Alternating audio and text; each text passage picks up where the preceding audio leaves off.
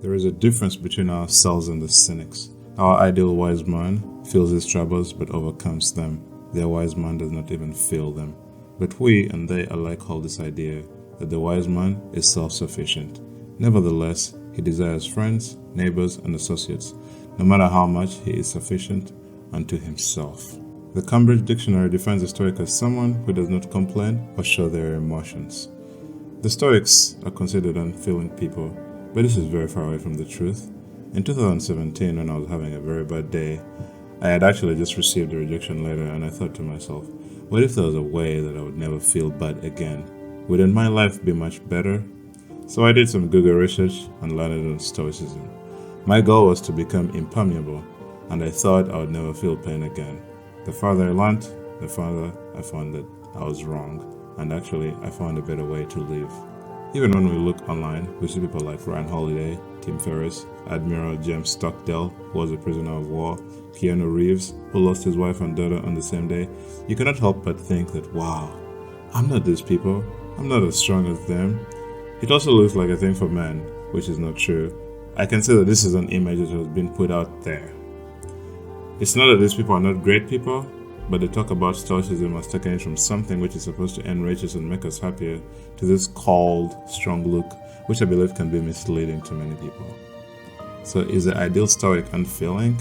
We must first understand that this is an ideal sage, that even the famous Stoics say that they were not. Our goal is to become better and closer to this ideal. Seneca says, if the Stoic wise man loses a hand through disease or war, or if some accident takes away his eyesight, he will be satisfied with what is left, taking as much pleasure in his impaired body as he took when it was sound. But while he does not cry for these parts, if they are missing, he prefers not to lose them. In the same sense, he would love to have friends, but he can do without them. He endures the loss of a friend with equanimity. The ideal Stoic wise man also knows how to make friends, and it is unlikely that he would lack friends, for it lies in his control how soon he shall make a new one. We can see that he prefers to live in health and have friends, but if it happens otherwise, he can easily change course. The person that practices Stoicism is not an unfeeling person. We have all endured something terrible in our lives, and we all know that after some time, we come to accept and move on. We take time grieving, but then after some time, life actually becomes normal. I would say that the ideal wise man just has a shorter time between the calamity and the acceptance of the calamity. Ideally, we can also argue that if you believe in a spiritual world and the gods, if something bad happens to you, then you know that the gods would not harm you, and this bad thing is just part of their bigger plan. So it would be better if you accepted and moved on. On the other hand, if you're atheist and you don't believe in gods, then this bad thing is just a random event that could happen to anyone. So it would be better for you to get up and move on, because your time on earth is limited and you don't want to waste it in grief. So if you have loved what is in this video so far, like and subscribe to the channel so that this information can reach a bigger audience. The more likes and subscriptions, the more people can be touched with this information. The wise man is sufficient unto himself for a happy existence, but not for mere existence. The phrase that the wise man is self-sufficient is incorrectly explained by many, for they withdraw the wise man from the world and force him to dwell within his own skin. But we must understand what this sentence means and how far it applies.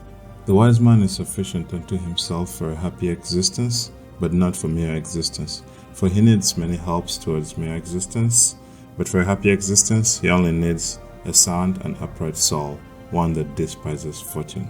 The wise man needs hands, eyes, and many things that are necessary for his daily use, but he is in want of nothing, for want implies a necessity, and nothing is necessary to the wise man. Therefore, although he is self-sufficient, he has need of friends. He craves as many friends as possible, not however that he may live happily, for he will live happily even without friends. Seneca the Stoic accepts that the wise man is human and has a natural inclination that draws him to other people, but he is not going to those people for his own selfish reasons. Stoics agree that humans naturally love to be around other people, and the Stoic man loves his friends dearly, although all the good and happiness is limited to his own being. So how does the ideal Stoic handle friendships? He who begins to be a friend because it pays will also cease because it pays. Let's look at friendship. The Stoic Wise Man would love friends so that he can practice friendship, and not for the reasons the Epicureans, who are pleasure-focused, said. The Epicurean wise man needs friendship so that there is someone to sit by him when he is sick and to help him when he needs something. We all know that if someone has become your friend for the sake of utility, the friendship would only be satisfactory as long as it's useful. If the person finds another person offering that utility, or you stop offering the utility, you will be rendered useless. A good example is relationships. If someone starts being your boyfriend or girlfriend because they have cheated on someone else, it is likely that they will leave you because of cheating. If someone begins your friendship because you're famous and you make them popular, they will stop being your friend because of that same reason. Prosperous people are flooded with troops of friends, while those that have failed stand in loneliness as their friends flee from the very crisis which is to test their worth. We also know those shameful people who through fear betray or desert their friends. The beginning of these friendships is consistent with the ending.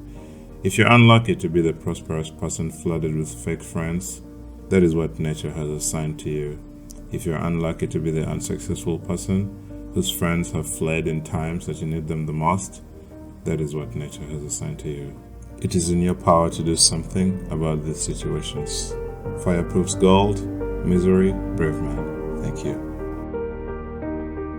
Thank you for watching. If you like this video, please like it and subscribe to the channel. And also check out my other videos. Have a good day.